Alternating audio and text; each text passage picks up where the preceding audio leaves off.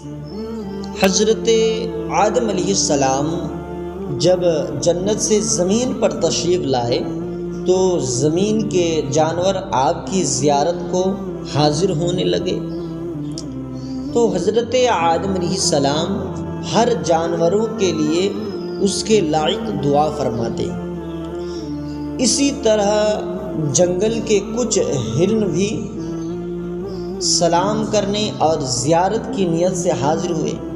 آپ نے اپنا ہاتھ مبارک ان کے پشتوں پر پھرا اور ان کے لیے دعا فرمائی تو ان میں نائفہ مشک پیدا ہو گئی۔ وہ ہرن جب یہ خوشبو کا تحفہ لے کر اپنی قوم میں واپس آئے تو ہرنوں کے دوسرے گروہ نے پوچھا کہ یہ خوشبو تم کہاں سے لے آئے؟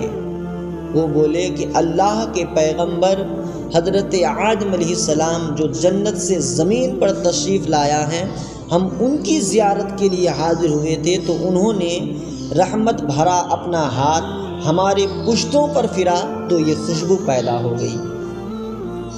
تو ہرنوں کا وہ دوسرا گروہ بولا کہ تو پھر ہم بھی جاتے ہیں۔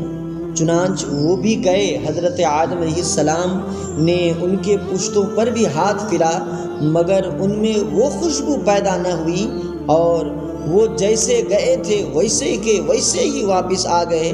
واپس آ کر وہ تعجب ہو کر کے بولے کہ کیا بات ہے، تم گئے تو خوشبو مل گئی اور ہم گئے تو کچھ نہ ملا۔ پہلے گروہ نے جواب دیا اس کی وجہ یہ ہے کہ ہم گئے تھے صرف زیارت کی نیت سے اور تمہاری نیت درست نہیں تھی۔ تو عزیزان ملت اسلامیہ، اللہ والوں کے پاس نیک نیتی سے حاضر ہونے میں بہت کچھ ملتا ہے، اور اگر کسی بدبخت کو کچھ نہ ملے تو سمجھ لو کہ اس کی اپنی نیت کا قصور ہوتا ہے۔ تو اللہ والوں کی دین و عطا کا کوئی قصور نہیں ہوتا ہے، اللہ والوں کے دین و عطا کا کوئی قصور نہیں ہوتا ہے، بلکہ اس میں ہماری نیت کی قصور ہوا کرتی ہے۔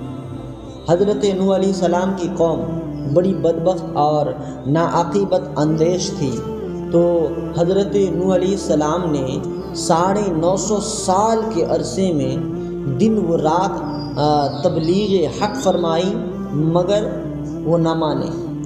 آخر حضرت نوح علیہ السلام نے ان کی ہلاکت کی دعا مانگی اور خدا سے عرض کی کہ مولا ان کافروں کے بیچ وہ بن سے اکھاڑ دے، مولا ان کافروں کو بیخ وہ بن سے اکھاڑ دے۔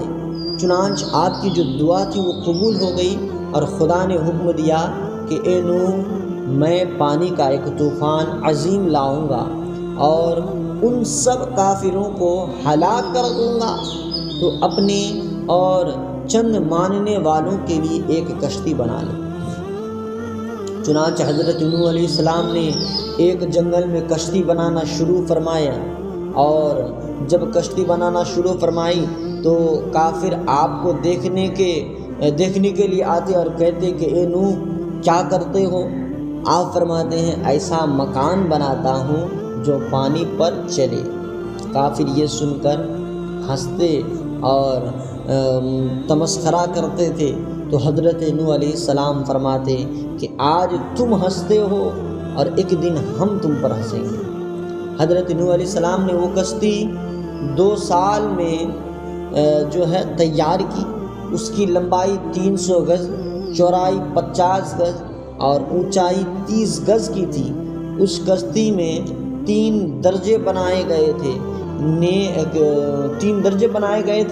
نیچے کے درجے میں وہ وحش اور درندے، درمیانی درجات میں چوپائے وغیرہ، اور اوپر کے درجے میں خود حضرت نوح علیہ السلام اور آپ کے ساتھی اور کھانے پینے کا سامان، پرندے بھی اوپر کے درجے میں تھے۔